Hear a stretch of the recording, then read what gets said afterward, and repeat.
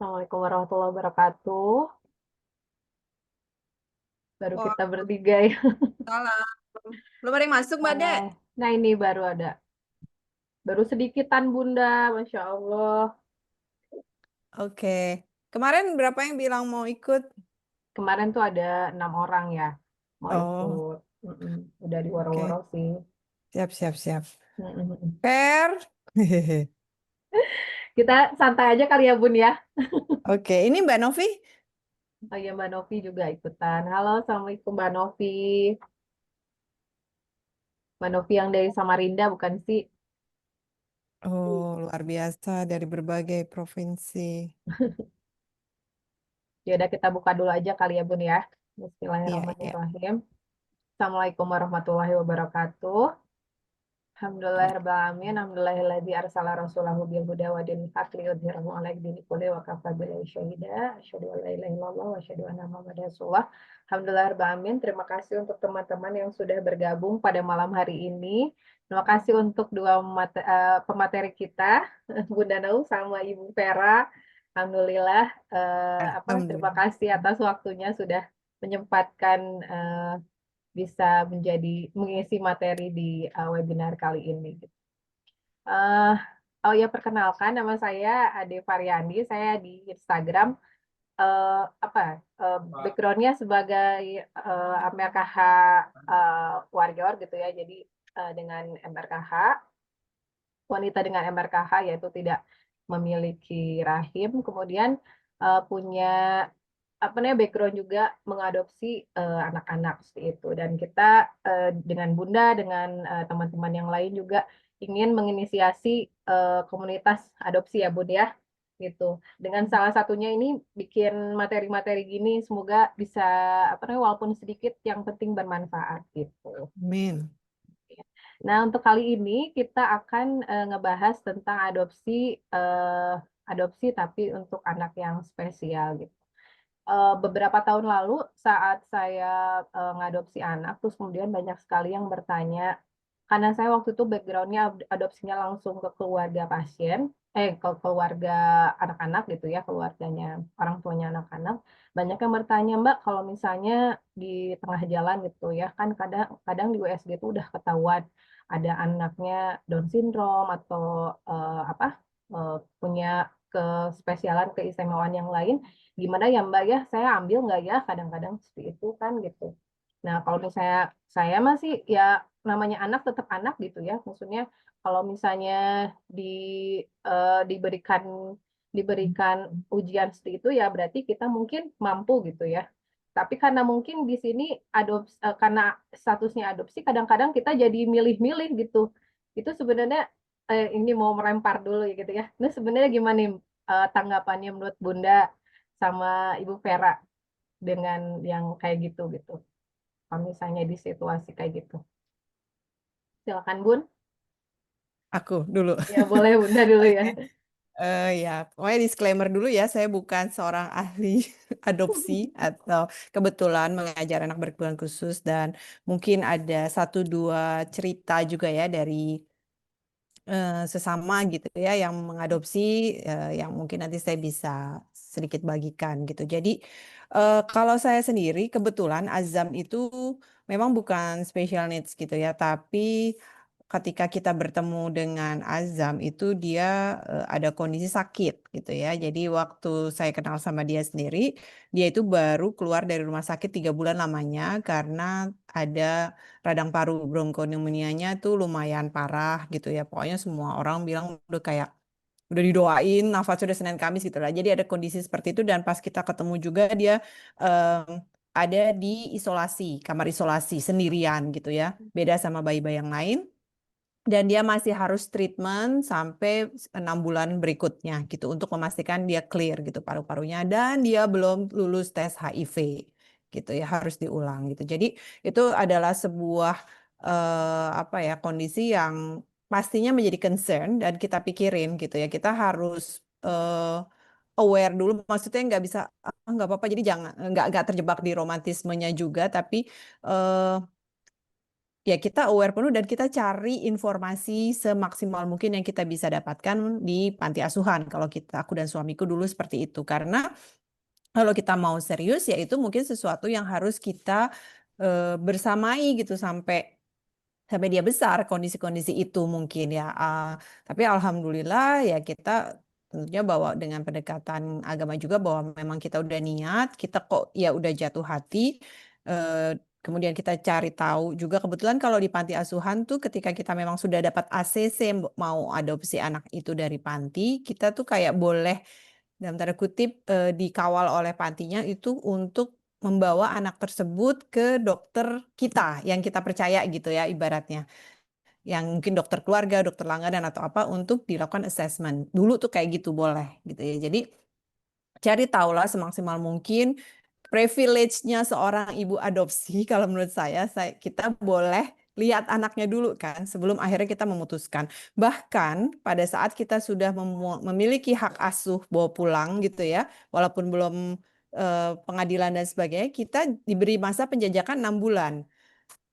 6 bulan itu adalah kayak, mungkin bayangan saya tuh dari mereka tuh konsepnya untuk memantapkan hati, karena beberapa juga ada yang kemudian setelah adopsi malah jadi berantem terus dan sebagainya, mungkin belum siap, ternyata disangka udah siap dan sebagainya. Nah itu kayak masa pemantapan, diharapkan sih anaknya nggak dibalikin, tapi dalam masa 6 bulan itu masih boleh dikembalikan gitu ya. Paham saya waktu itu seperti itu. Untuk memastikan bahwa yes ini, karena ini seumur hidup kan, gitu kan. Itu ada privilege itu gitu.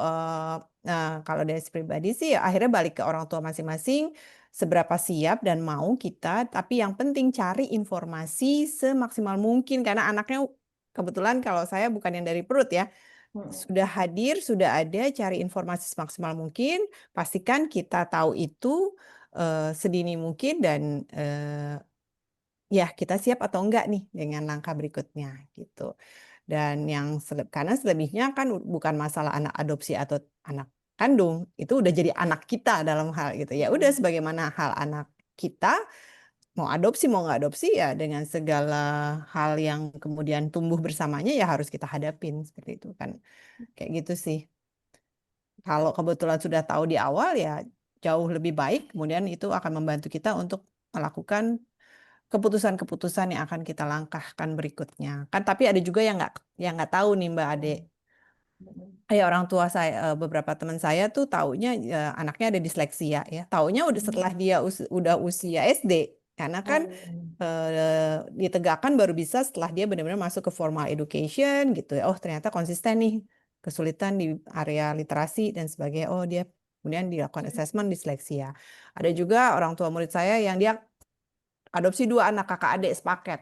Kakaknya autistik, autistiknya juga yang lumayan berat lagi. Tapi kan waktu dia terima bayinya belum terlalu, dan dia mungkin nggak aware ya autistik itu seperti apa, belum pernah pengalaman punya anak atau kayak gitu-gitu. Tapi ya begitu sudah ada ya dia nggak tahu ya. Saya nggak pernah bisa membandingkan anak kandung dengan anak adopsi itu bedanya apa, karena saya nggak punya experience-nya dengan anak kandung. Tapi saya rasa sama aja gitu ya. Ya udah begitu udah mau komit, kayaknya cintanya ada gitu. Iya, balik lagi Mungkin saya situ. komitmen masing-masing. Ya. Gimana kalau menurut Bu Vera? Oke, Assalamualaikum semuanya. Waalaikumsalam. Selamat malam. Malam. Kayaknya saya nggak perlu nambah-nambahin, udah cukup. Udah well set dari Bunda. Aku manggilnya Bunda apa? Bunda Ah, Nuh. apa sih bebas? Anas, kalau aku dipanggil Anas ya, saya ganti dulu Oh, namanya deh.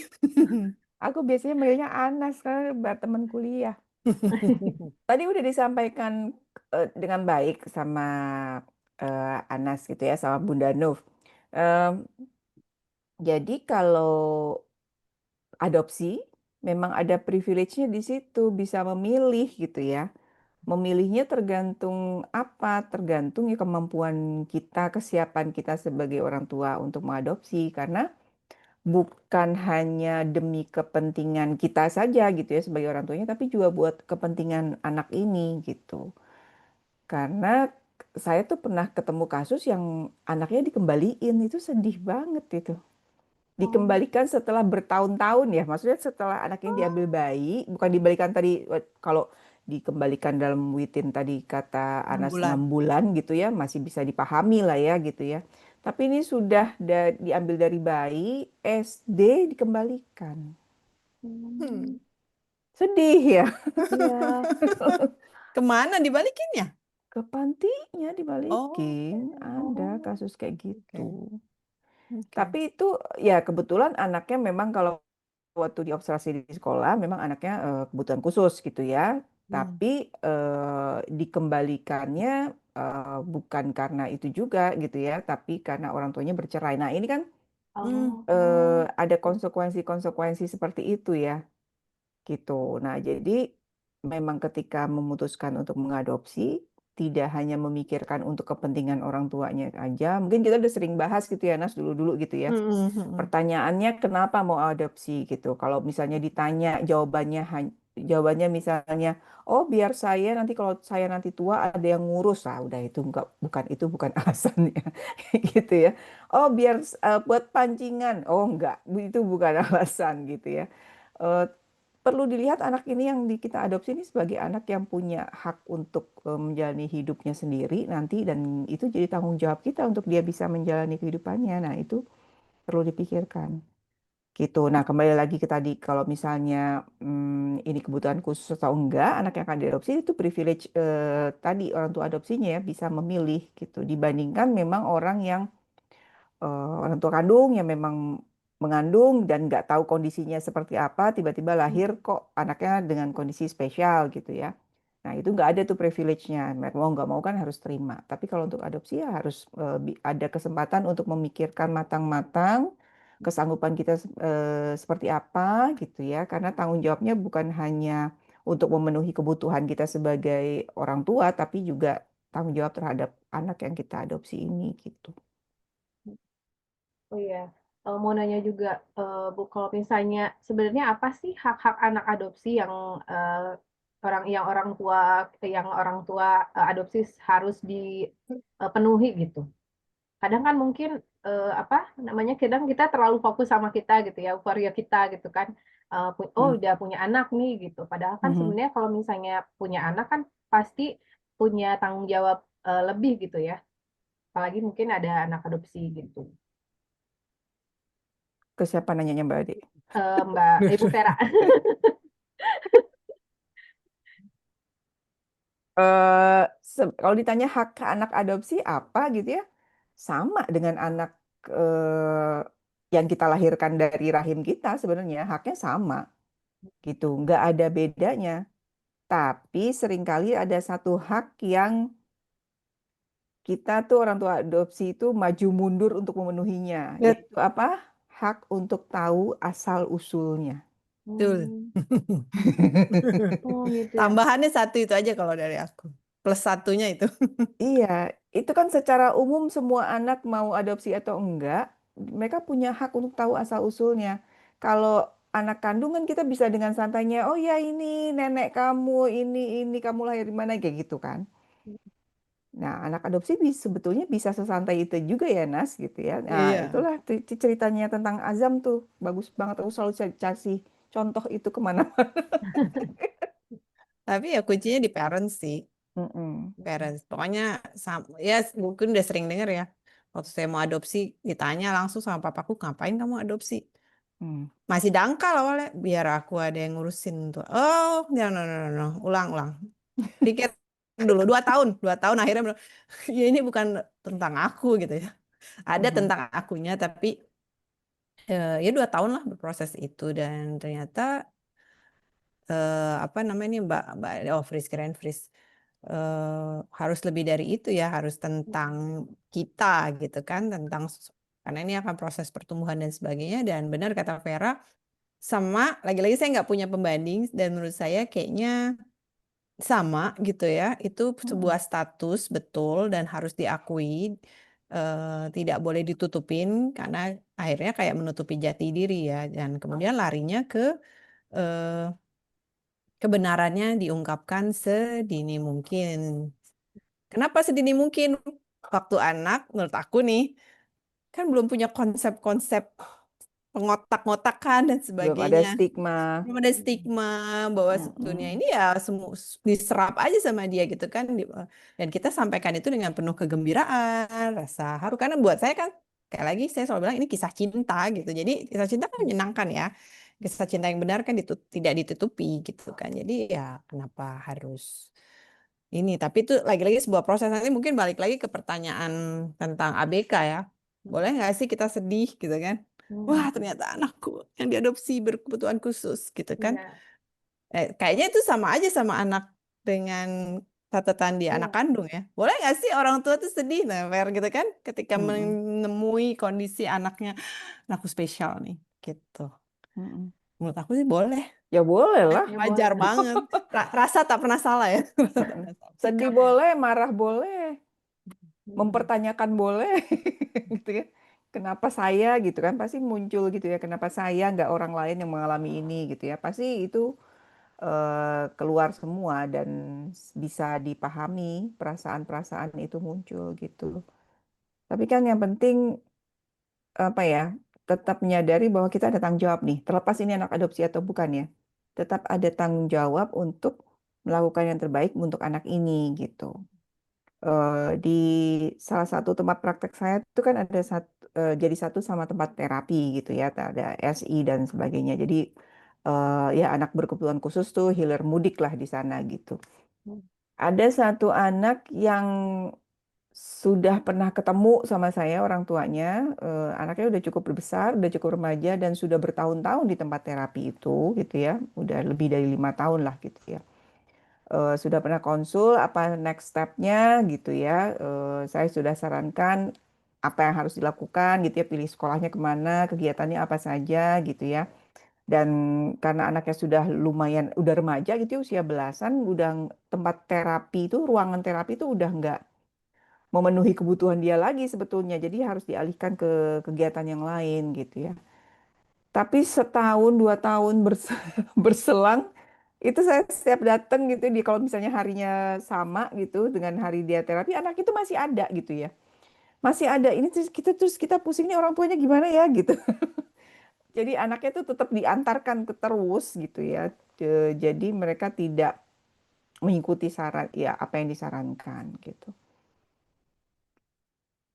Oh Jadi iya. tetap aja, jadi tidak melakukan yang terbaik untuk si anak gitu. Yang gampang aja lo udah yang penting ditaruh di tempat terapi. Jadi kalau ditanya orang Kayak anaknya nitip doang terapi, ya. hah? Kayak Iya nitip nitip seolah-olah dong. status, udah terapi, terapi, tapi Udah terapi, apakah terapi kok gitu. Jadi gitu. Hmm, gitu. Iya ya, jadi harusnya kan harus punya pengalaman lain gitu ya selain itu mungkin ya. Iya berkembang gitu kan ya harusnya skillnya. Oh iya Bu, apa namanya Bu, mau nanya juga kan tadi kan salah satu hak untuk anak adopsi itu tahu asal usulnya. Nah kalau misalnya kondisinya anak adopsi yang ABK nih, gimana cara Mhm. penyampaiannya? Gitu mungkin akan beda dengan yang normal mungkin atau misalnya gimana? Tentu beda gitu ya. Tergantung lihat kondisinya seperti apa Hmm. gitu. Kalau misalnya memang anak ini ada keterbatasan dalam pemahaman, ya tentu kita nggak akan paksakan dia untuk paham gitu ya.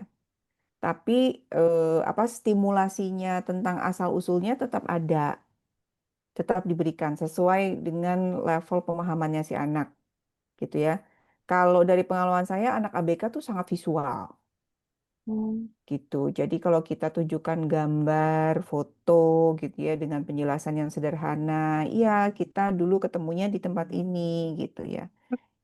Misalnya ada ibu pantinya siapa atau mungkin bahkan tahu orang tua kandungnya gitu ya di apa ada fotonya, ada gambarnya bisa disampaikan aja gitu secara santai, secara dalam situasi yang memang rileks gitu ya, seperti yang Anas lakukan sama Azam gitu. Jadi tetap diberikan dan kita kan nggak bisa underestimate, kadang-kadang kita nggak bisa meremehkan kemampuan anak ya, termasuk anak-anak kebutuhan khusus.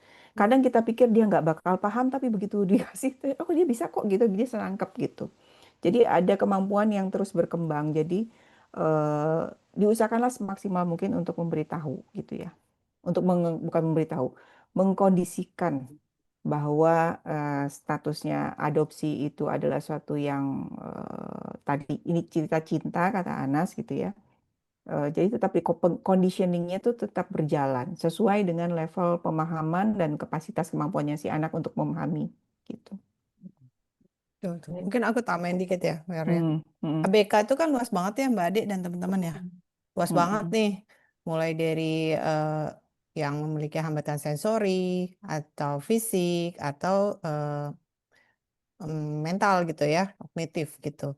Ya benar tadi disesuaikan kayak beberapa anak dengan kondisi khusus kan memiliki tingkat pemahaman yang baik-baik saja gitu ya, itu nggak ada masalah. Mungkin dia tidak bisa mendengar gitu ya, anak kita tuli misalnya seperti itu, tapi pakai visual dengan hmm, eh, cara lain itu bisa disampaikan, ya udah dilakukan penyesuaian, seperti kayak ngajarin anak apapun sih, pasti kita akan cari media yang paling bisa anak kita pahamin gitu kan. Dari kita ngajarin dia pertama kali bahasa itu kucing, cicak, mama atau apapun itu gitu kan, pasti kita hmm, akhirnya seiring dengan waktu akan menyesuaikan cara kita berkomunikasi supaya anak kita paham. Intinya kan seperti itu, pakai bahasa apapun, isyarat, hmm, tulisan, gambar, visual gitu ya, atau video apapun itu gitu.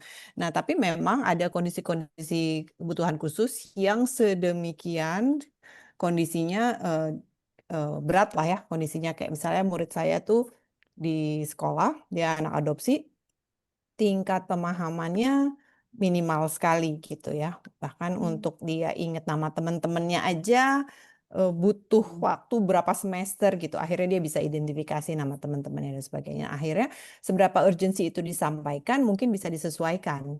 Karena kalau di konteks pendidikan anak kebutuhan khusus gitu ya, eh, yang paling fungsional baru lama-lama yang less functional. Functional itu maksudnya yang langsung bisa dipakai, diaplikasikan dulu, bermakna, meaningful gitu hmm, ya untuk anak hmm, itu. Karena hmm, banyak banget hal yang harus dipelajari oleh dia dengan waktu yang sama dengan anak lainnya, tapi kapasitas anak tersebut memang di bawah atau jauh di bawah dari anak-anak lainnya. Jadi makanya hmm, dipilih. Tapi mungkin aku nggak tahu deh kalau dari segi agama ya, tetap kewajiban menyampaikannya mungkin kan ada gitu ya. Jadi mungkin dalam bentuk cerita gitu ya, sama seperti Vera bilang, kita jangan underestimate kemampuan anak, karena ada satu kasus saya pernah lihat videonya, itu dia autistik berat, jadi udah dibilang ID ya, intellectual development apa disability, semua perilakunya tuh menunjukkan bahwa dia tuh ya secara tingkat intelektual tuh rendah banget gitu ya. Tapi ternyata satu hari tertentu ketemu cara untuk berkomunikasi dengan anak ini, dan ternyata dia punya innate intelektualnya tuh bagus banget. Jadi anak itu sampai bisa cerita dengan media ketik. Nah, kalau mau dilihat mungkin ada di YouTube, namanya Carla gitu ya. Sampai dia punya host gitu ya, apa sih, acara host TV gitu ya. Dan dia orang-orang tuh nanya, kemudian dia jawabnya lewat ngetik gitu ya. Karena dia sama sekali nggak bisa bicara dan masih tantrum-tantrum. Pokoknya kalau dilihat hari-harinya tuh masih kayak yang autistik berat gitu ya. hmm, Tapi di umur 11 dia satu kata sampai akhirnya dia bisa kayak bikin novel gitu. Seperti itu dia bilang, saya ini kayak kejebak di badan yang nggak bisa kompromi, saya nggak sinkronis semua di dalam, kayak saya nggak bisa ngeluar. Untungnya saya termasuk yang beruntung bisa ketemu media ini gitu. Jadi kita nggak pernah dan sejak itu saya terus terang video itu membuat saya tambah oke. Kadang-kadang ya kita sebagai orang yang lebih powerful, dalam arti orang dewasa gitu ya, kayak punya kuasa ngatur ini, ngatur itu gitu, lupa gitu nih ada seorang manusia yang memang usianya lebih kecil gitu, terus kita kayak seenak-enaknya aja gitu sama dia, atau ngomongin dia sementara oh, iya nih iya, lupa gitu dengan dignity anak ini gitu. Jadi walaupun kasus si Carla itu mungkin satu dari berapa juta di dunia gitu, tapi it exists gitu, itu ada. Jadi tetap jangan lupa respect dan berikan haknya, tapi mungkin disesuaikan ceritanya yang lebih ringan dalam bentuk cerita. Mama dulu ya, regardless dia mengerti apa enggak, tapi kemudian tidak menjadi fokus ke harus ngerti ini, dia harus ngerti enggak gitu. Karena mungkin ada hal lain yang sifatnya lebih konkret aja dia susah gitu pahamnya gitu. Mungkin tambahannya itu ya aku. Jadi gimana kondisinya juga ya Bun ya, Hmm. dilihat kondisinya. Terus Bu mau nanya, kalau misalnya apa sih emosi-emosi yang sering muncul gitu ya, apalagi mungkin sama aja sih sebenarnya orang tua yang kandung pun kalau misalnya punya anak yang ABK, yang muncul gitu saat mengetahui anaknya punya special need gitu, dan gimana sih cara kita untuk berdamai gitu dengan kondisi Tera nih. itu. Saya kan klien juga. Gitu ya. Yang sering saya temui eh, pertama denial dulu ya, denial. Tapi gini, kalau saya nih Mbak Ade dan teman-teman nih kayak udah lumayan lumayan agak banyak yang hadir. Eh, Kalau saya kan sebenarnya agak menghindari untuk kasih label tertentu gitu ya. Kalau memang tidak sangat terpaksa gitu. Karena satu kadang bikin bingung. Karena orang tua yang datang tuh mungkin udah ketemu beberapa orang sebelumnya, beberapa ahli sebelumnya dengan label yang bermacam-macam gitu. Kalau saya nambahin lagi kan bikin bingung. Tapi kata dokter yang ini kata yang ini gitu. Terus jadi saya lebih suka fokus kepada apa yang dibutuhkan si anak ini gitu ya. Terus ada anak-anak juga yang memang kebutuhan khususnya, special needs-nya tuh kadang tuh terlihat dibilang A bukan, dibilang B bukan, terus ini apa gitu kan ya. Nah, jadi kita spesifik aja kesulitannya apa. Oh, dia kesulitannya adalah untuk misalnya fokus. Oke. Terapinya apa yang dibutuhkan? Oh, dia kesulitannya untuk bicara, untuk regulasi emosi, apa itu ada kita arahkan kemana gitu. Nah, yang sering ketemu emosi yang pertama muncul adalah denial. Itu ya, ada orang tuanya denial. Jadi ada sebagian orang tua yang datang ke saya untuk harapannya adalah untuk saya bilang, oh yang apa psikolog atau dokter yang itu nggak bener gitu, gitu. Hmm, Cari temen ya. iya, iya. Jadi minta konfirmasi ke saya, anak saya nggak autis kan Mbak, gitu Bu, gitu ya. Makanya anak saya dibilang autis sama dokter itu, gitu. Jadi minta seperti itu. Jadi dia denial, jadi cari second opinion yang berusaha untuk membenarkan apa yang dia yakini gitu ya. Gitu. Terus kadang ada juga orang tua yang kalau ketemu ya iya iya aja, oh oke oke aja, tapi terus terapinya tidak dijalani. Akhirnya Hmm. balik lagi dengan kondisi anak yang sudah lebih buruk dari sebelumnya karena terapinya tidak dijalankan gitu ya. Balik lagi itu dalam arti gitu, iya Bu, maaf kami kemarin belum bisa terima kalau di anak kami dibilang ini, jadi terapinya enggak. Dan seringkali yang terjadi gini nih, ibunya oke, ayahnya yang tidak, atau sebaliknya gitu ya. Hmm. Gitu. Jadi kedua orang tua nggak kompak nih gitu ya. Jadi misalnya ayahnya bilang, udahlah nggak apa-apa lo tunggu aja gitu. Aku dulu juga gitu, misalnya gitu. Hmm. Aku dulu juga nggak bisa diem. Aku juga dulu telat bicara gitu ya. Tapi kan nggak ada jaminan tracknya sama semua gitu ya. Eh, nah itu saya juga pernah ketemu tuh. Udah 5 tahun usia anaknya dan belum bisa bicara. Ngomongnya ngomong bahasa planet gitu. Setelah saya tanya gitu ya, kenapa baru sekarang? Iya, kita pikir dia kayak kakaknya dulu gitu. Kakaknya dulu umur 3 tahun langsung lancar bicara. Jadi kita tungguin sampai 3 tahun, akhirnya 4 tahun, 5 tahun baru dibawa gitu ya, dibawa lagi gitu. Jadi yang emosi yang pertama adalah denial gitu ya. Sedih juga ada gitu ya. Ada yang langsung nangis dan merasa bahwa ya ini wajar ya. Berpikiran bahwa oh anak saya nanti nggak bisa apa-apa, anak saya nanti nggak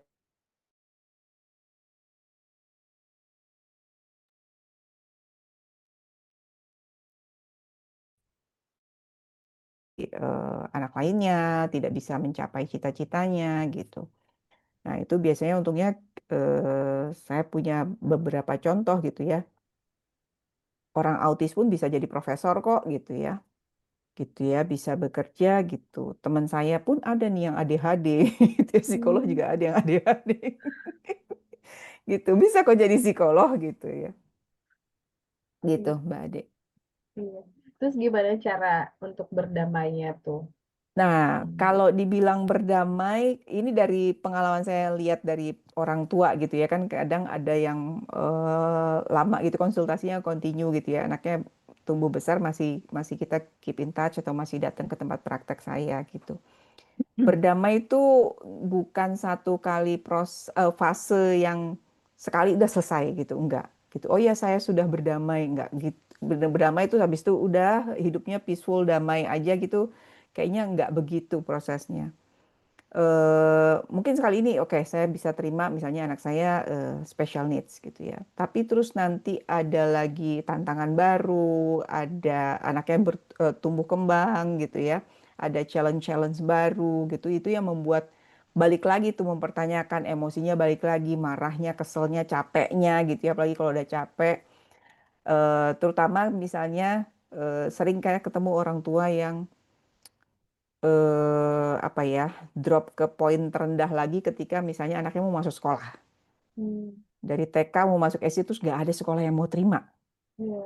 gitu ya. Bukan nggak terima ya, kuotanya nggak ada, telat lah daftarnya, apalah dan sebagainya gitu. Itu pasti menimbulkan emosi-emosi yang balik lagi gitu ya. Nah itu jadi ada proses berdamainya lagi. Jadi proses berdamai ini bisa terjadi berulang kali gitu. Oke. Terus kalau misalnya ini Bu, kalau misalnya untuk mematahkan stigma-stigma negatif lah gitu. Karena kan Mm, adopsi sendiri tuh udah ada stigmanya sendiri gitu ya. Terus mm. apalagi dengan ada apa label ABK-nya gitu. Double Gimana tuh combo Teh? ya. Iya, double Belum. combo. Kalau saya sih apa ya berpikiran terserah orang lah mau bilang mau mikir apa ya Mm-mm. enggak sih ya Capek. gitu. Iya bener. Pada akhirnya kan sampai ke situ ya terserah orang lah mau mikir Iya. apa gitu. Yang penting buat kita ini tadi balik lagi kalau untuk adopsinya ini kisah cinta gitu ya. Kalau ini memang dapat anak yang berkebutuhan khusus ya pasti ada sesuatu yang direncanakan Tuhan yang kita nggak tahu apa gitu ya. Yang pilihannya adalah cuma menjalani saja gitu ya. Nah, ini pentingnya ada forum-forum kayak gini nih Mbak Ade. Mbak Ade juga terima Hmm. kasih nih ada terus gitu ya. Banyak loh Fer, udah Ya, 70-an ya banyak. Heeh. grupnya, di grup Lumayan. 70-an ya. Iya, Iya, iya, iya, ya. lumayan. Dulu kita awal-awal tahun berapa tuh? Susah Mas, nyari. Saya tahun berapa tuh? Azam 2008, 2008 tuh susah 2009. banget ya, susah banget. Makanya kita bikin buku ya. Iya. Iya, tahu Ibu juga kan dari bukunya Bunda ya. Iya. Soalnya kan ya di Indonesia masih ini ya belum terlalu terbuka lah. Sudah mulai banyak sih kalau menurut aku. Dulu aja kita Mm-mm. pernah bikin ya yang on site ya, Per ya. Ya, ya, Itu ya, juga ya. 10 orang, 12 orang, nggak terlalu banyak. Kita mungkin Mm. topiknya juga bukan minat khusus ya. Kalau olahraga minat khusus, topiknya quite spesifik gitu kan. Jadi Spesifik dan dan masih banyak orang yang nggak sibuk. nyaman mungkin ya, nggak Ya, nyaman nggak nyaman itu menunjukkan dirinya. katanya. Berarti kan kalau hadir, oh berarti saya bagian dari mereka. Mungkin kan orang akan lihat ke sana.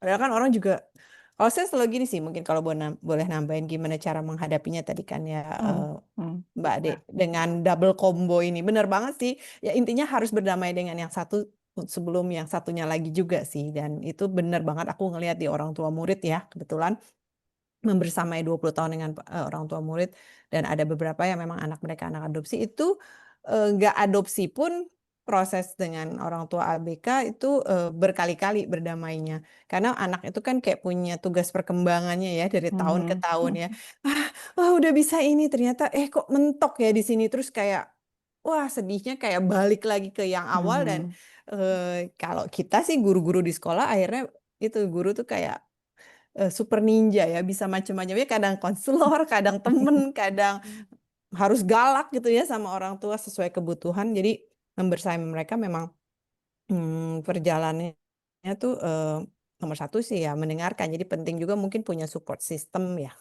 yang bisa bantu kita untuk tetap ingat tujuan awalnya nih apa sih gitu ya tujuan awalnya apa sih saya mau punya anak gitu kan berarti ada banyak cinta yang kita berikan, ada tugas dari Tuhan yang dititipkan ke kita nih kita harus apa bukan harus ya kita dikasih kesempatan untuk membersamai anak ini regardless apa kondisinya gitu. Cuman lagi-lagi kalau aku selalu bilang membesarkan hati orang tua tuh perasaan nggak pernah salah, aku bilang gitu. Jadi nggak apa-apa Bu, didengerin, dirasain gitu kan. Karena kalau ditolak-tolak nanti nggak sembuh-sembuh gitu ibaratnya. Ya, jadi supaya kita akuin dulu apa yang kita rasakan. Nah, tapi at the same time kita cari bantuan nih. Cari bantuannya apa ya? Mungkin ke psikolog gitu kan. Ke dokter anak. Kebutuhannya apa? Oh, dia nggak bisa dengar. Oke, mungkin kita ke dokter THT. Terus eh, oh apa butuh nggak ada yang bisa ngajarin nih gitu kan, nggak ngerti-ngerti, oh, mungkin cari terapis seperti itu. Jadi itu kan support system semua yang perlu kita rangkul, dan penting banget kalau buat aku orang tua itu em, menyadari bahwa mereka itu bukan musuh ya, bukan saingan. Jadi sikapnya harus gandengan tangan gitu ya. Itu yang selalu saya bicarakan sih sama orang tua murid ketika mau mendaftar gitu. Ibu ready mendengarkan hal-hal yang mungkin tidak ingin ibu dengar, tidak gitu ya. Tentunya intinya saya paham kalau 1, 2, 3 kali masih, karena itu memang bagian dari proses mereka gitu ya. Tapi saya akan selalu state dari awal, ibu mungkin akan dalam perjalanan ini menemui hal-hal yang tidak ibu harapkan, tidak menyenangkan. Mungkin akan melihat anaknya nangis pas di terapi atau apa. Jadi ibaratnya saya lebih suka ngomong kondisi-kondisi yang mungkin terjadi nggak enak di awal untuk membantu, I don't know, percepatan dia, kayak ngasih kayak kita kalau kita mengetahui apa yang mungkin akan terjadi di depan tuh kan kayak agak oke, lebih bisa siap-siap gitu ya. Mengkondisikan gitu kali ya, mensosialisasikan dari awal dalam konteks mengkondisikan kemungkinan-kemungkinan yang akan dihadapi, jadi nggak kaget-kaget banget gitu pas kok gini lagi, tahapan-tahapan. Kayaknya udah settle, Bu. Siap-siap nih, 2 tahun ke depan akan puber nih ya. Gitu, misalnya kayak gitu. Manis banget nih sampai umur 10. Tapi mungkin begitu menurut 10, 11, 12, 13, 14 itu akan ada episode-episode baru yang em, sebelumnya tidak dikenali gitu kan. Itu sesuatu yang wajar kayak gini gitu. Jadi eh, dengan kita menggandeng orang-orang yang mungkin paham di bidangnya itu membantu kita juga sih menurut aku gitu. Gitu kayak aku sering awal-awal banget tuh Fer nanya ya boleh nggak gitu kan. Karena apa ya kita nggak tahu semuanya. Jadi kalau kita nggak Mm-mm. tahu kita bertanya gitu. Dan alhamdulillah benar ada forum-forum ini sedikit banyak pelan-pelan 1, 2 kan orang-orang yang ada di grup itu menurut aku juga agent of change ya. Membantu Mm-mm. untuk ntar dia punya temen, gak apa-apa tahu gabung aja ini gitu. Dan itu masih sedikit ya Vera di Indonesia ya? Ya nggak sih? Masih Kayak gitu, dikit. dikit banget kali ya. Heeh. Aku nggak nemu-nemu dari dulu.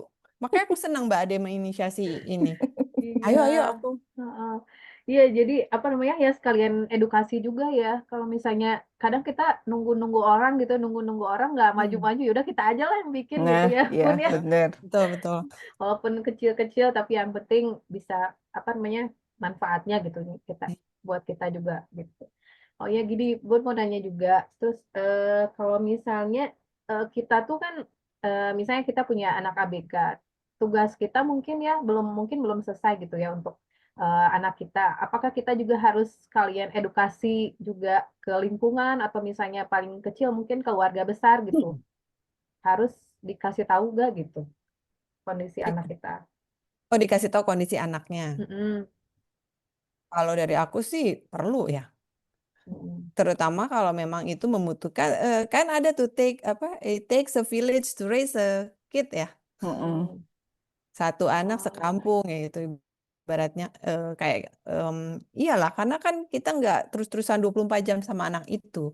Gitu. Tapi lagi-lagi konteksnya akan dibalikan ke niatnya apa nih kita cerita-cerita bukan pamer gitu kan, tapi memang Mm-mm. membantu membangun itu support sistemnya itu kalau aku sih gitu kan. Mbaknya termasuk Mbak ini anak saya gini tapi saya nggak mau ya kalau dia tuh sepatu dipakein terus. Mbak bantu seperlunya biar dia usaha dulu gitu. Dia memang lagi belajar ini lagi. Jadi kita kasih tahu mbaknya, supirnya apa namanya neneknya gitu karena itu yang akan ketemu sama anak itu terus gurunya gitu ya saya kayak kalau waktu Mm-mm. sama Azam tuh ini konteksnya nggak ABK tapi setiap guru kelas dia naik kelas saya kasih tahu tujuannya adalah bantuin pantau saya kan nggak tahu ya saya nggak punya pengalaman cuma satu inilah saya adopsi anak. Saya nggak tahu tiap tahun mungkin ada cerita apa gitu ya ke depannya. Jadi tujuannya adalah saya nggak paham apakah dan apa mitos-mitos tentang adopsi itu kan di masa lalu banyak banget kan, anak adopsi pasti lebih susah, lebih bandel apa gitu, nanti akan Hmm. gini. Entah saya terpengaruh atau enggak, tapi intinya saya minta tolong orang lain bantuin saya ngeliatin dia di luar sana gitu, karena saya nggak terus-terusan sama anak saya gitu, dan karena ada kondisi yang beda dari anak-anak yang lain, yaitu dia diadopsi, mungkin data itu akan berpengaruh, mungkin enggak, itu aja sih. Jadi sekedar untuk mengetahui aja, bukan untuk supaya anak Azam dapat privilege, dikasihani atau Hmm. enggak. Justru saya Hmm. bilang, kalau ada apa-apa tegur aja Bu, nggak apa-apa. Saya juga guru kok, saya tahu rasanya murid yang nggak nurut tuh gimana gitu misalnya gitu kan. Jadi buat saya sih perlu banget tuh kita gandeng. Jadi kalau anak orang tua murid di saya tuh ya neneknya tahu, supirnya tahu, mbaknya tahu, security misalnya ada satpam tahu, karena ada yang suka kabur misalnya. Hmm. Kalau dia nggak paham kan dipikir lagi jalan-jalan biasa aja, padahal tahu-tahu hilang, ketemu di Bekasi gitu kan. Jadi Hmm. perlu sih kalau menurut aku sesuai, tapi diberitahunya semana atau apa sesuai kapasitasnya mereka masing-masing aja. Hmm. Menurut Bu Vera gimana? Perlu ya, perlu. Kalau saya pernah menemukan beberapa kali gitu ya kasus di mana kan saya juga handle sekolah, jadi psikolog sekolah. Jadi itu seringkali orang tua nggak jujur di awal Hmm. gitu. Mungkin dengan harapan atau dengan motif supaya anaknya bisa masuklah diterima gitu ya. Jadi Hmm. ini biasanya untuk anak-anak yang ada di gray area atau tidak kebutuhan khususnya nggak terlalu Kelihatan. kelihatan gitu ya. Jadi mereka nggak sampaikan riwayat anak ini di awal, akhirnya anak ini masuk. Nah ini konsekuensinya adalah satu karena gurunya nggak tahu, jadi terjadilah pelabelan yang nggak tepat gitu ya. Hmm. Dibilang anaknya malas lah, anaknya nggak tahu aturan lah, padahal mungkin ini special needs gitu. Hmm. Nah, jadi penanganannya kan tidak anak ini tidak mendapatkan penanganan yang tepat gitu. Jadi percayalah ketika nggak dikasih tahu di awal, akhirnya ketahuan juga Waduh, nantinya. betul, betul. Gitu ketahuan juga. Jadi, ketahuan juga tuh. Nah, itu kan akan lebih bagus kalau dari awal memang sudah diketahui sehingga sekolah pun sudah lebih siap gitu ya untuk memenuhi kebutuhan anak ini. Kalaupun misalnya dikasih tahu, ini kan yang paling ditakutkan orang tua adalah kalau dikasih tahu di awal nanti anak saya nggak diterima Bu gitu. Ya udah kalau nggak diterima berarti ini bukan sekolah yang tepat buat anaknya ibu Hmm. atau bapak gitu. Bukan berarti anaknya yang tidak bisa memenuhi kebutuhannya sekolah, justru sebaliknya sekolah yang tidak bisa memenuhi kebutuhannya anak ini gitu. Makanya sekolah menolak. Jadi ya cari sekolah lain, cari tempat lain yang memang bisa menerima anak ini. Nah, tantangannya adalah satu juga yang sering ketemu di sekolah yang memang kan semua sekolah sekarang sebenarnya inklusi ya Nas ya, gitu ya. Ya, Tapi ada sekolah yang kurang bisa membawa konsep ini kepada orang tua yang lain. Nah, ini juga bisa jadi tantangan nih buat memang untuk anak-anak yang kondisinya dari awal tidak disampaikan secara terus terang oleh orang tuanya gitu ya. Eh, jadi pernah beberapa kasus tuh seperti ini. Jadi anak ini ternyata mengganggu lah dalam tanda kutip di kelas sehingga terus ada penolakan dari orang tua yang lain. Nah, ini kalau saya lihat sih sekolahnya juga yang ikut yang ada andil kurang bisa membawa iklim inklusivitasnya, menerangkan seperti apa sih sekolah inklusi itu, manfaatnya apa, keuntungannya apa untuk anak yang non ABK. Nah, seperti itu. Gitu, Mbak Hmm. Ade. Iya. Ini sambil ada yang nanya juga ya Bun ya. Mm-mm. Bu Vera, Assalamualaikum dari Mbak Aisti. Bagaimana Bunda mengatasi judgement kalau anak spesial itu genetik bawaannya terwariskan dari orang tua kandungnya katanya. Mau Bunda dulu atau Siapa yang Bu mau Vera? jawab? bagaimana Bunda mengatasi judgement kalau anak spesial itu genetik bawaannya terwariskan dari ortu kandungnya? Hmm, mengatasi judgement ya, aku cuek aja sih. Karena maksudku ya Oh udah, iya. terus Terus kenapa Kan gitu? mengatasi judgment ya Iya, pertanyaannya. Ya mohon cuekin maaf. aja Jadi sih. memang beberapa kali itu aku kalau diajak ngobrol, misalnya sharing dong gitu ya, aku beberapa kali juga misalnya media gitu ya mau wawancara aku gitu ya, terus kan mereka Hmm. berusaha mengulik kayak aku tuh harus galau gitu menjalani ini gitu kan. Oh, Harus jadi Kebayang galau. nggak unpacking. maksudnya Kita ya masa nggak ada unpacking. ininya sih Bunda, masa nggak ada Ah, sedihnya, bahkan yang terakhir tuh sorry kalau aku boleh itu ya sama Google gitu ya tentang Hmm. ibu adopsi gitu ya, nggak ada sedih-sedihnya sih Bu gitu maksudnya. Em, Mungkin karena tapi lagi-lagi aku sangat respect dengan semua proses gitu ya. Beda-beda banget memang tiap Mm-mm. orang gitu ya. Kebetulan yang aku lewati adalah aku tahu ini yang aku mau di awal. Aku tahu ini yang aku mau, butuh 2 tahun juga sampai menyadarkan aku kenapa aku harus melakukan ini. Dan eh, buat aku ini proses yang sangat menyenangkan gitu ya. Jadi galaunya tuh galaunya nggak ada gitu, bingung gitu kan ya. Jadi eh, aku nggak peduli orang bilang aku nggak subur gitu ya hmm, rahimnya. Aku nggak peduli orang lain bilang iya anak anak angkat gitu, biasanya nanti ada tuh hal-hal yang bikin orang tua kita jadi sedih gitu ya. Maksudnya dengan tingkah lakunya, karena itu dia orang tuanya genetiknya eh, nggak bener gitu ya, dia Mhm. anak Mhm. haram, mungkin dia anak dari kasus apa, I don't care, aku nggak peduli gitu. Dan kalau di Mhm. psikologi itu kan memang pertumbuhan anak ada nurture dan nature ya Fer ya. Ya, itu dia baru mau disebut. Mm-mm. Dan aku Mm-mm. nggak tahu nature-nya, ya udahlah ya nature-nya dia dari mana datangnya, itu dia yang Mm-mm. penting dia udah hadir. Nah aku maksimalkan di nurture-nya gitu, aku punya kendali di situ, dalam arti Mm-mm. kendali bukan kendali mengendalikan, maksudnya aku punya porsi di situ lah, bukan kendali, aku Mm-mm. punya porsi, aku dan suamiku punya porsi di situ, ya aku maksimalkan di situ. Ya. Nggak ada yang bisa jamin anak kandung durhaka, anak angkat durhaka, nggak tahu. Maling kundang anak kandung Kandung tuh. ya. Mana? Itu itu di depan, bukan milik kita. Di depan yang kita bisa Ya. lakukan adalah ikhtiar di saat Iya. ini dan menyerahkannya, menitipkannya kepada yang maha menguasai dunia ini, gitu aja gitu kan. Jadi judgement intinya memang satu, akhirnya harus berdamai dulu dengan diri kita, ini baik. Orang lain bisa, orang niat baik aja masih bisa disalahpahami gitu kan. Nggak usah soal adopsi lah, sesimpel apa gitu ya, karena ya dia nggak yang menjalani, ya udah kita menjalani, kita harus yakin ini baik.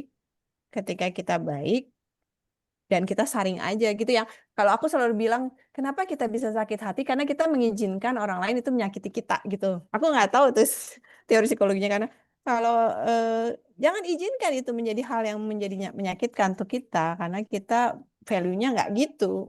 Sorry sorry, ya mungkin akhirnya kita memilihlah lingkungan yang baik gitu kan. Mhm. Makanya kita kan kalau di agama juga gitu ya, pilihlah teman-teman yang baik, dan apa ketika itu toksik buat kita, ya udah jauhin aja gitu. Sorry ya, maaf kalau kesan aku tidak mengecilkan apapun yang dirasakan oleh teman-temannya, karena itu semua valid. Nah, aku bisa katakan adalah kalau kita yakin ini baik, jalankan dengan doa, dengan bantuan support system yang bagus-bagus, yang mau gandengan sama kita ajak gitu. Yang enggak udah jauhin aja. Iya. Teorinya gimana tuh, Fer? Iya, Iya, tadi gimana Bu? ya eh, kan seorang itu tumbuh di faktor apa dipengaruhi dua faktor tadi udah disebutin sama Anas, nature dan nurture. Nature itu segala semua yang terbawa secara genetik atau faktor bawaan. Mulai dari warna rambut gitu ya, warna bola mata, tinggi badan gitu ya. Terus ada temperamen.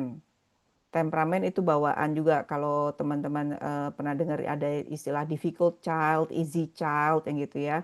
Terus satu apa namanya istilahnya observant atau warming up child gitu ya. Jadi kalau yang easy tuh kalau kita ngeliat bayi itu kayaknya sama siapa aja mau gitu ya, digendong Gaul. mau gaul gitu ya, gampang akrab. Tapi ada anak juga yang kayaknya dibawa ke sini rewel, dipanas dikit rewel tuh susah nerima anak baru, tuh anak yang difficult gitu. Nah itu faktor bawaan. Tapi itu kan cuma ya kalau mau dibilang 50% lah pengaruhnya. Ada 50% yang lain yaitu nurture. Nurture itu segala sesuatu di luar diri anak, termasuk ketika misalnya ketika lagi di kandungan, apa yang dikonsumsi sama ibunya, itu juga sudah termasuk dalam nurture. Jadi pengasuhan, sekolah itu nurture, gitu ya. Nah, nature-nya bagaimana? Itu tidak langsung serta-merta menentukan atau genetiknya seperti apa, tidak serta-merta menentukan anak ini nanti jadi seperti apa nantinya karena ada faktornya si nurture ini gitu. Mungkin contoh klasik seperti eh, aduh lupa namanya tapi itu di YouTube ada anak perempuan yang dibesarkan oleh serigala ya kalau nggak salah ya serigala atau anjing ya. Mowgli. Ah, bukan Mowgli. kartun ini Oh, bukan beneran. kata. Oh, Oh, beneran. oh Oh, ada. beneran ada. Oh, Ada, apa cari tuh? deh. Apa tuh? Ada. Aduh, apa ya? Sama binatang beneran. Gitu. Oh, di negara mana? Di luar kan? Rusia ya kalau nggak salah ya, Eropa Oh, sana lah kita gitulah, cari-cari. gitu. Nah, ini kan nature-nya manusia gitu ya. Tapi ketika ditemukan dia nggak bisa bicara, bisanya gonggong, pokoknya biasa bahasa serigala atau anjing itu lupa, Mm-mm. dan jalannya merangkak Oh, gitu. Oke, itu contoh-contoh yang ekstrim. Contoh yang lebih ini lagi misalnya bapak ibunya pemusik. Ya, ini kasus saya nih pernah gitu ya. Bapak ibunya seniman, pemusik, musisi, dan mereka punya ruangan studio di rumahnya yang isinya alat musik lengkap. Hmm. Tapi si anak ya tidak berminat sama sekali untuk main musik. Ini anak kandung kan Anak maksudnya? kandung Oke. gitu ya. Ini contohnya nih, nature-nya ada gitu ya. Bapak ibunya musisi, kurang apa lagi gitu ya. Gennya tuh pasti ada. Hmm. Terus ada studio di rumah gitu ya, ada studio musik di rumah. Tapi ternyata si anak ini dari kecil nggak boleh masuk studio itu Oh. karena takut Takut rusak, rusak. takut ini Hmm. itu. Udah nggak jadi musisi juga tuh gedenya, Hmm. gitu loh. Terus banyak eh siapa ya kalau inget itu ya bos kartel narkoba yang siapa ya namanya kok aku lupa. Ada seriesnya di Netflix. Nah, itu kan dia juga punya anak dua gitu ya. Anaknya yang satu jadi pemain biola. Hmm. Bapaknya kartel tuh, narkoba gitu. Tapi anaknya bisa jadi apa? Jadi nggak selalu serta-merta menentukan genetiknya apa terus anaknya jadi apa gitu. Hmm. Nah, challenge-nya adalah kalau kita bicara anak adopsi ya, gitu ya. Tadi kan soalnya Anas tadi sempat menyebutkan ada mitos anak adopsi pasti lebih bandel dan sebagainya gitu ya. Nah, kenapa bisa lebih bandel itu juga dari kitanya juga sebetulnya. Anak adopsi itu sudah membawa satu apa ya istilahnya ya yang lebih enak diucapkan ya Nas. Satu Bawaan, gen, apa? satu holo, satu ruang kosong gitu Oh ya. iya, oke oke. Oh. Satu ruang kosong yang eh, membuat dia secara tidak sadar mungkin merasa tidak diinginkan gitu ya, Hmm. ditolak gitu. Nah, ketika kita mengadopsi anak, sadarilah bahwa ruang kosong itu ada dan itu harus diisi gitu. Sehingga dia merasa dia diinginkan, dia diharapkan kehadirannya sehingga yang masalah-masalah seperti dia bandel, demanding itu bisa diminimalkan bisa atau bisa hilang sama sekali Hmm. gitu. eh, ada beberapa orang tua adopsi juga datang ke saya dengan keluhan anak saya ini bandel banget Bu, terus demanding ini segala macam. Ya itu dia lagi testing the limit gitu. Lagi testing the limit nih orang ini seberapa jauh sih sayang sama saya, dia akan stay nggak sih sama saya?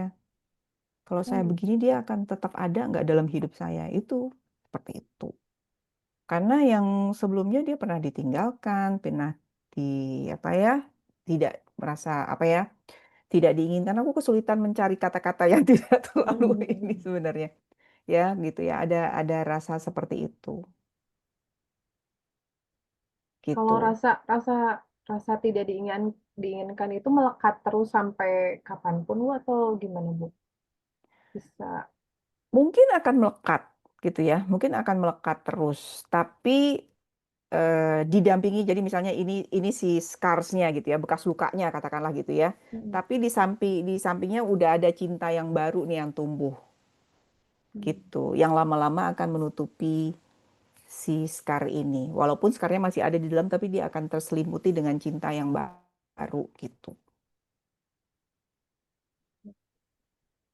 Butuhnya banyak riset juga kali ya di Indonesia, nggak tahu ya. Kalau di luar, aku jarang baca jurnal-jurnal dan riset sih tentang itu ya, apa sejauh mana skarnya itu masih sampai dia berdamai dengan sendirinya nggak sih, Fer? Sampai pada akhirnya Sampai ya, ada heeh, closure ya dari heeh. dia ya. Waktu itu aduh, ibu siapa ya, lupa deh, dari Yayasan Sayap Ibu ya. Mm-mm. Pernah bareng jadi narsum itu kan. Jadi anak ini ya udah tahu gitu ya. Udah tahu terus along the way dia sudah dewasa, sudah 20 tahunan gitu. Bentuk berdamainya adalah dia balik lagi ke yayasan untuk cari tahu orang tua kandungnya di mana.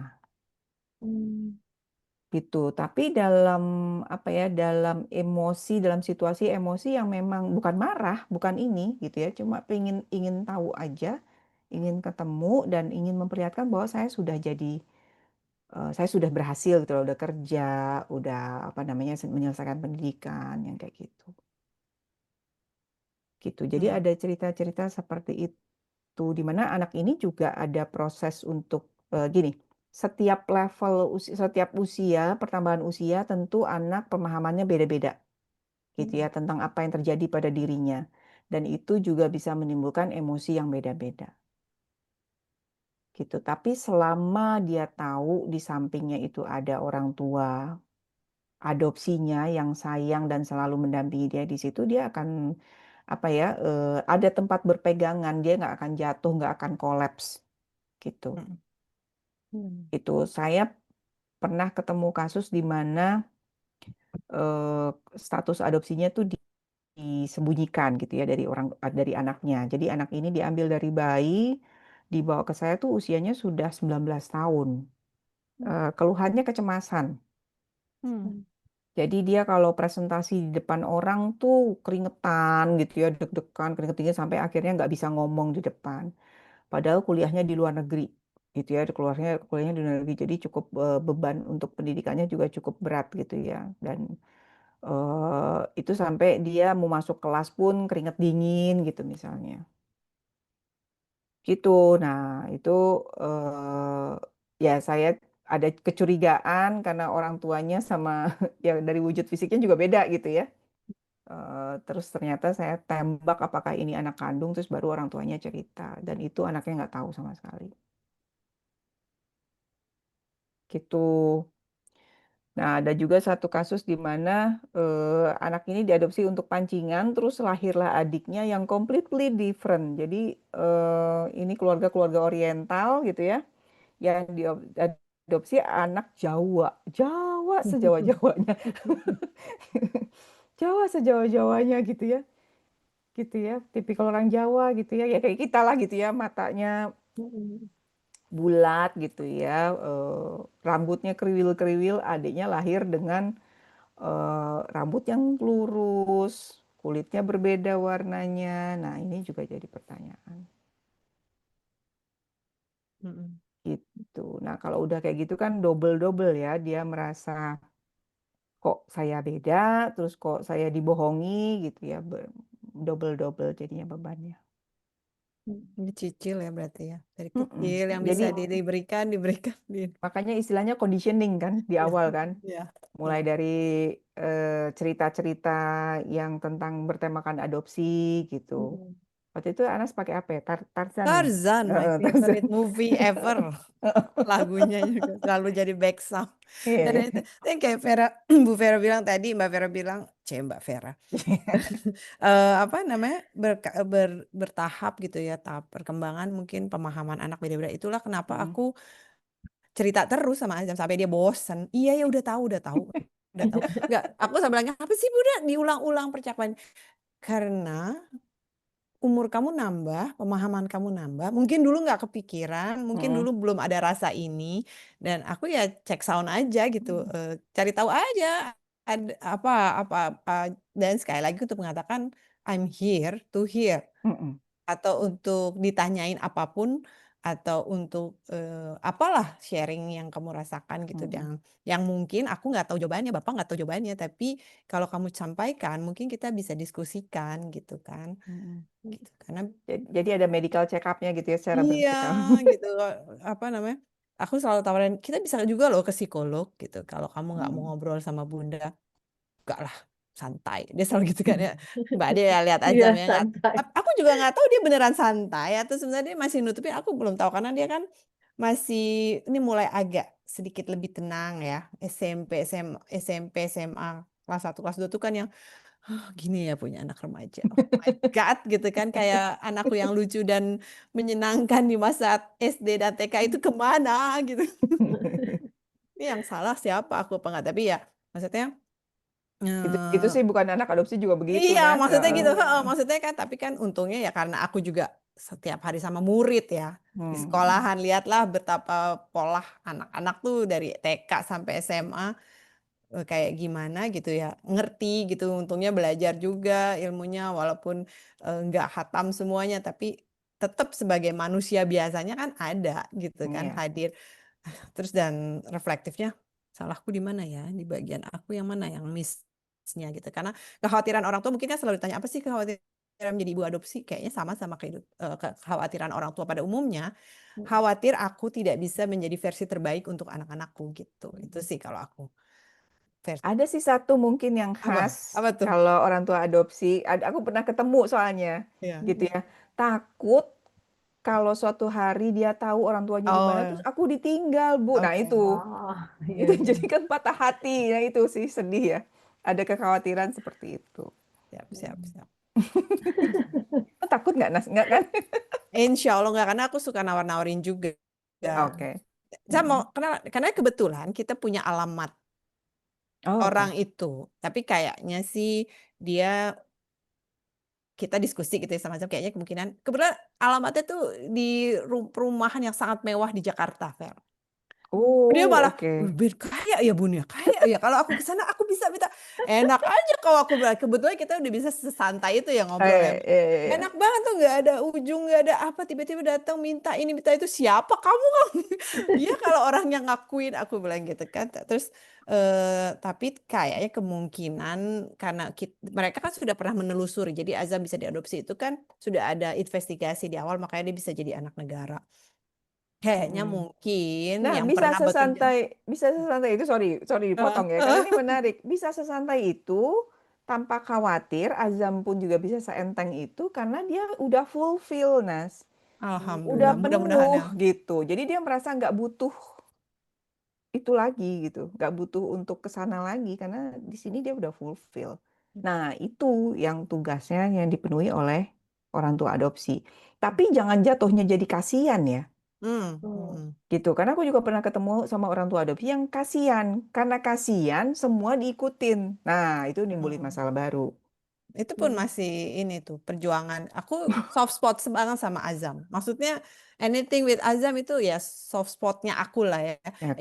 Ibaratnya aku Gampang luluh lah ya. iya gampang lulu kan jadi guru di pendidik aku bisa super tegas, santai Hmm, gitu kan hmm, ada jarak gitu ya. hmm, Tapi anak sendiri nih batasnya yang mana ya? Ini aku udah tapi ya aku mengatasinya selalu dengan lagi-lagi aba-aba. Bunda udah gak sabar. Bunda capek pulang kerja. Bunda lagi sabar mungkin tinggal segini ya. Azam Bunda akan kasih kesempatan ingetin 5 kali mungkin ya maksimal lebih dari 5 kali mungkin I will raise my voice. Aku akan naikin suara aku atau aku akan komunikasi sama kamu lewat tulisan aja deh karena kamu udah mental Bunda omongin gitu. Jadi woro-woro sosialisasi conditioning tuh memang kayaknya kepake di semua situasi gitu. Tapi ya itu abis misalnya aku lagi tegas banget atau karena aku lagi capek banget aku jatuhnya ngomel bukannya memberikan hmm. direct instruction tapi ngomel gitu kan maknya tetap ada gitu ya. Hmm. Apalagi tuh mau berangkat kerja ada lah tuh kayaknya aku too much deh. terus ngebayangin dia gitu sedih, tapi enggak. Lagi-lagi penguatan terus-menerus kepada diri sendiri itu perlu dilakukan, kayak enggak, aku lagi edukatif memang tadi, dan jangan lupa kita nggak boleh malu untuk minta maaf sama anak. Benar. Dan kalau aku habis kelewatan dan menurut aku kayaknya aku kelewatan dan aku mengatakan kadang-kadang hal-hal yang I mean it gitu, aku sengaja mengatakan itu untuk mungkin menyakiti hatinya misalnya atau bikin dia gitu ya. Terus pas udah aku bilang sorry, I need a moment, aku bilang sama Azam, udah, terus aku akan balik. Kalau orang tua kan, kalau cowok mungkin bapak cuma cek sekali, maaf ya, you good, dah sekali. Kalau aku tuh bisa 5 kali ngecek dia masuk kamar, Zam, are you okay? Bunda minta maaf, Bun, udah 5 kali kali, iya udah selesai.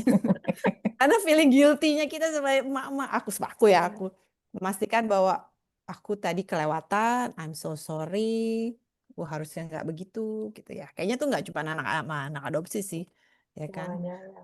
Ini kayaknya ada yang angkat Ada yang tangan. tadi Raisen ya, Mbak Novi ya. Mbak Novi mau apa? Bertanya boleh. Halo Mbak Novi. Oh, udah. Halo, Assalamualaikum. Waalaikumsalam. Waalaikumsalam. Iya, perkenalkan saya Novi dari Balikpapan, Kalimantan Timur. Mungkin di sini saya mau sharing sedikit, mungkin kalau boleh nggak di luar yang kasus ABK ini. Boleh nih, ada ahlinya. Boleh Mbak. Aduh. Iya, mungkin buat teman-teman di sini atau Mbak Ade, Bunda Nov itu mungkin sudah ada persiapan untuk adopsi sebelumnya. Kalau saya kebetulan, saya sama suami itu penantiannya sudah 7 tahun, tapi kita pernah adopsi. Kebetulan anaknya keluarga sudah sampai di mobil, ditelepon jangan dibawa gitu. Jadi kita sudah punya trauma untuk, aduh maaf ya agak emosi sedikit, trauma untuk udah nggak mau mikirin tentang anak lagi gitu. Kalau nggak dikasih ya udah gitu. Sampai suami bilang nanti insya Allah dikasihnya di akhirat aja. Gitu. Terus kita fokus ke sedekah anak yatim aja, biar doa-doa mereka yang nolong kita. Terus 15 September kemarin itu saya habis interview kerjaan sore hari. Setelah itu habis maghribnya orang tua saya telepon, Nopi, kamu mau anak nggak? Gitu. Kayak ngawarin kacang ya. Mau anak nggak? Ya mau gitu. Ini ada anak di rumah sakit. Dia mau cepat, pokoknya dia mau diambil sekarang juga. Apaan sih gitu. Gak usah lah kata tawarin aja sama orang lain. Soalnya nawarinnya kayak gitu. Gitu. Akhirnya terus mama sudah nggak nelpon, terus nelpon lagi. Beneran nggak mau gitu. Ini beneran anak atau bukan sih, kok nawarinnya mendadak banget gitu. Beneran, besok ke Samarinda ya. Naik bis pagi-pagi, bis pertama gitu. Jadi sama suami itu biasanya kita aktif banget ngobrolin apapun. Sampai di dalam bis itu nggak ngomong sama sekali, cuma diem kayak, ini beneran kita mau ngambil anak. Sampai sana, sampai rumah sakit, dia cuma bilang, Mbak, ini anaknya saya percaya, tapi yang ngomong itu bukan ibunya dari anak ini. Sampai sana dia cuma bilang, ini ari-arinya saya belum kuburin. Suaminya ada, tolong diazanin.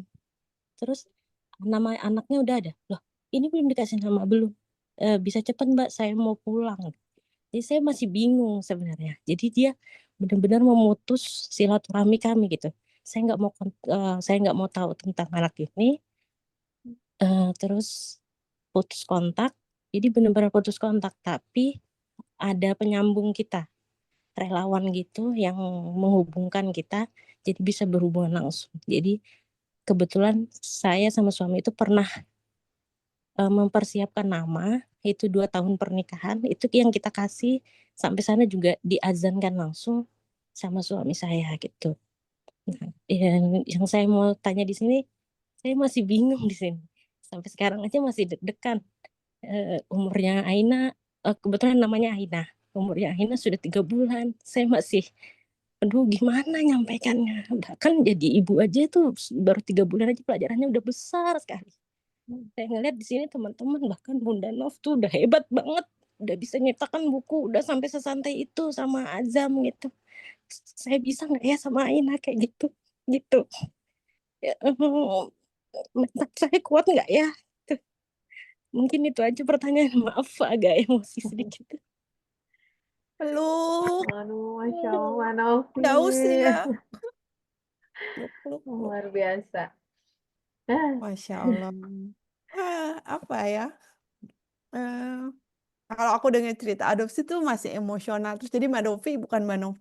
Jadi mm-mm. saya bisa sesantai, mungkin gini ya, saya bisa sesantai ini bukan berarti nggak ada emosi seperti yang Mbak Novi alami gitu ya. Jadi tetap emosional aja. Ada. Saya marahin Ajam aja, saya emosional misalnya emosional tuh ada begitu banyak roller coaster emosi yang hadir di saya. Saya salah nggak ya ngomong gini ke Azam? Saya ini nggak gini. Jadi memang dan jadi ibu kandung pun lahir juga banyak pasti ya Fer ya.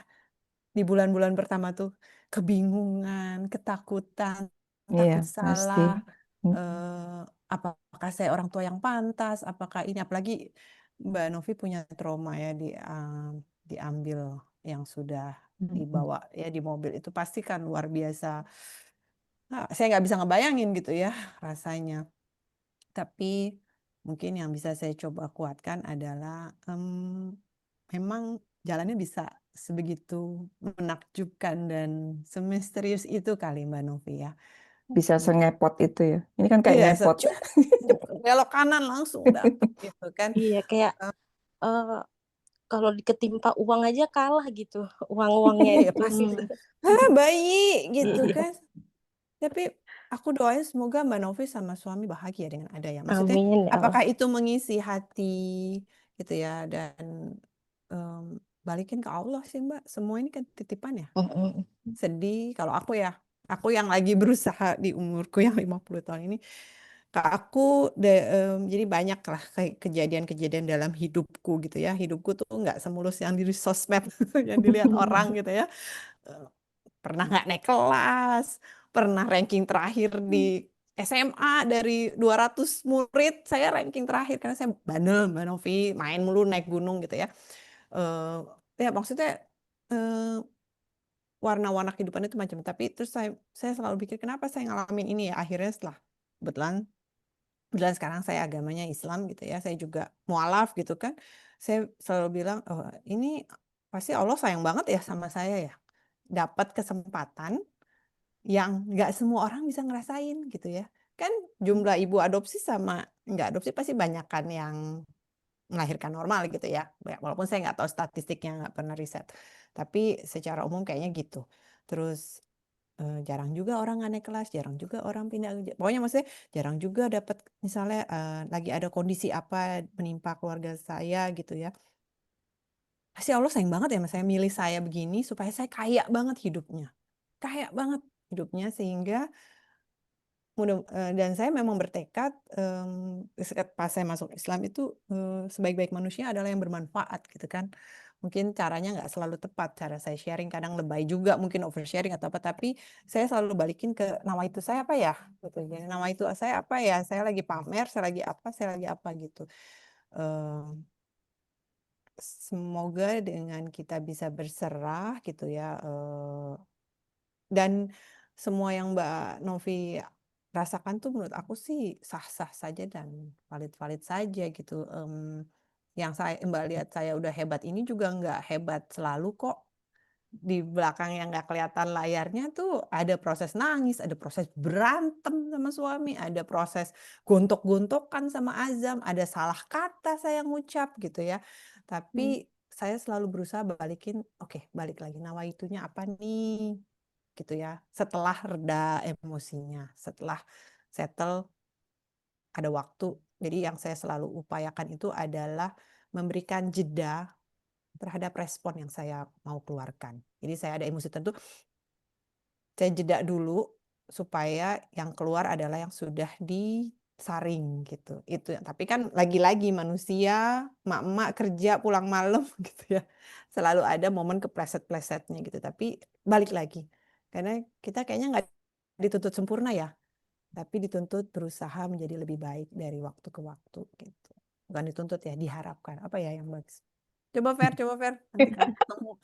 Tapi maksudnya peluk Mbak Novi dulu deh, peluk Mbak Novi, Masya Allah. Ya, Itu insya Allah kalau Mbak Novi sama suami Bismillah, iya, itu membahagiakan insya Allah. Fer, ayo Fer. dari Mbak Ade dulu lah. Mbak Oh Ade Mbak kan Ade, yang, oh ya, oh, oh. iya, Mbak Terakhir Ade. aja, terakhir. Pemateri dulu. Ya, itu tadi saya bukan orang tua adopsi ya, memang. Tapi tadi dengar ceritanya Mbak Novi, aduh ya itu kejadian bisa seperti itu ya. Itu kan kayak sinetron tapi real ya. Iya benar. Cerita-ceritanya. Kayak sinetron tapi real. Memang sesuatu yang kita harapkan kadang-kadang datang pada saat kita nggak mengharapkan sebenarnya. Jadi dalam kondisi yang kita pikir kita nggak siap. Tapi kalau ditanya balik, emang kapan kita pernah siap gitu ya?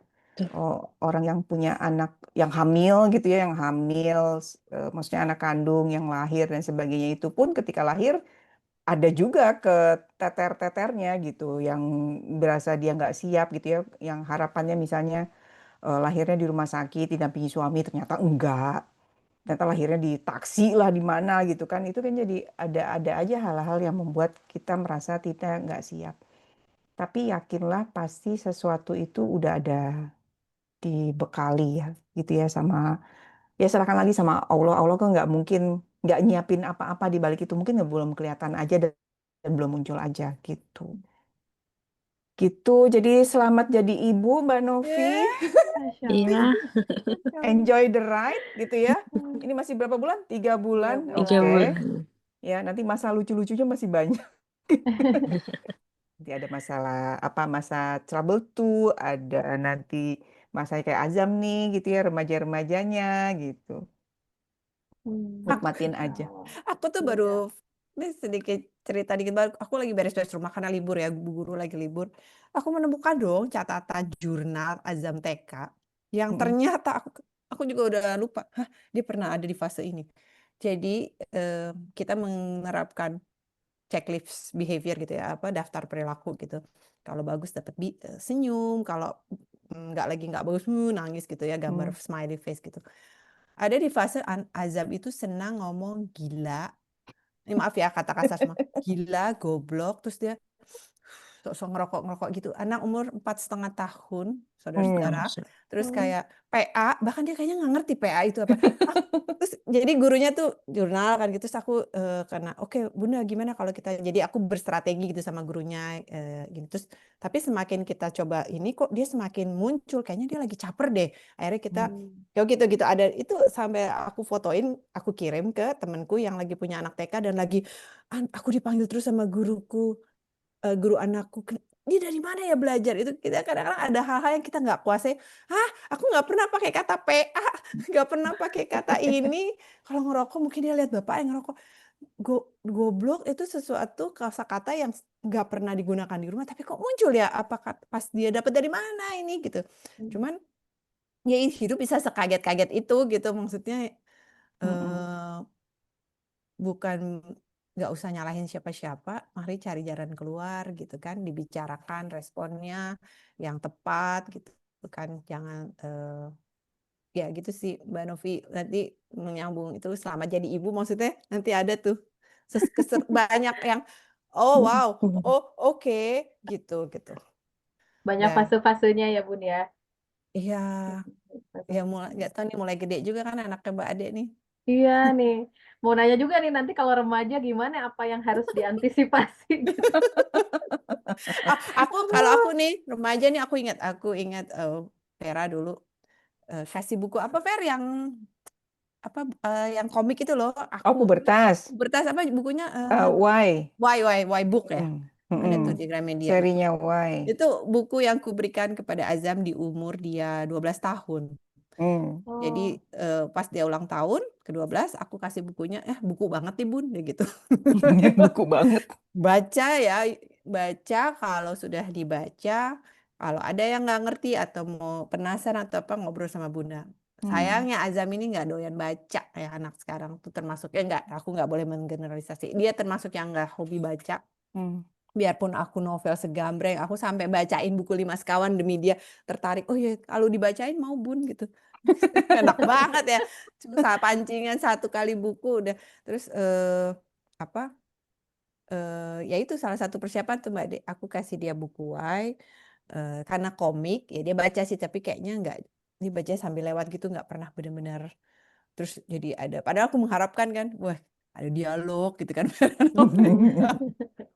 nggak ada tuh dia pokoknya anytime ya Zam kalau mau tahu tanya gitu kebetulan kan kayak Hmm. sekolahnya ada sex education juga deh kayaknya dulu jadi Hmm. mungkin dia lebih nyaman ngobrolin sama gurunya atau guru BK-nya atau malah sama teman-temannya ya pokoknya Bunda ada di sini jadi jangan kamu cross check ke yang namanya TikTok atau apa ya tanya dulu kecuali kamu kalau mau cari tahu jurnal aku bilang gitu baca jurnal karena banyak banget artikel juga yang tidak bertanggung jawab aku bilang paling pesanku itu. Hmm. Jadi buku Kalau seri dari Y itu bentuknya ya. komik yang topik judulnya pubertas. Mm-mm. Jadi kalau misalnya kalau anak-anakku baca itu mereka kelas 3 SD, kelas 3 atau kelas 4 Malah ya. lebih dulu Jadi sebelum terjadi suruh baca dulu. Oh gitu. Gitu. Nggak tahu Azam baca yang edisi pertama atau itu juga bukan? nyarinya susah tuh Fer abis Oh iya, nyarinya tahu susah nggak sekarang kalau lihat di Tokped atau online udah nggak ada itu ada yang jual harganya range-nya kemarin klien-klien kan suka pada lapor Bu ketemu tapi harganya segini jadi range-nya mulai dari 300.000 sampai 1,5 Oh. juta buku satu itu buku satu itu wah berarti saya Oh. punya dong bisa saya jual tuh yang yang mau edisi khususnya edisi pertama ya emang beda ya beda itu yang Oh. Azam baca ada chapter itu nggak cinta sesama jenis nggak cinta ada sejenis ada oh ya ada itu berarti edisi pertama ada sama kayak Hmm. punya aku juga. oke Yang edisi berikutnya itu dihilangkan tuh sayang banget. oh Mm-mm. ya ya ya Gara-gara ada ada sekelompok orang yang protes. Iya ya. LGBTQ itu ya. Mungkin. Padahal menurut aku sih chapter itu ada justru membuka diskusi dengan anak gitu. dia pernah Bukan tahu dari untuk orang lain ya bukan untuk mendorong bahwa it's okay untuk begitu gitu. Enggak, beda banget makanya harus gitu. didampingin berarti ya kan Iya kan itu tulisannya memang bukunya tuh bukan buku pendampingin dengan pendampingan gitu. Jadi kita baca dulu, terus anaknya baca, terus diskusi gitu. Emang anaknya Mbak Ade umur berapa? 8 tahun, 8 tahun sama 4 tahun. Oh, yang 8 tahun ya Mm. usia cowok cewek Cowok yang pertama. dua-duanya. Oke, ya bisa lah Mbak Dia umur mau 9. Mbak Dia mau Ah, mau Oh, mau. dijual. nggak aku cari nanti kalau ketemu aku kasih Iya, iya, iya. Sambil Terakhir dicari-cari. klienku dapat 300.000, nggak terlalu mahal. Hmm. Nggak Ya. terlalu mahal. padahal itu Har- murah loh Harga dulu aslinya 80 ribuan, inget dulu belinya.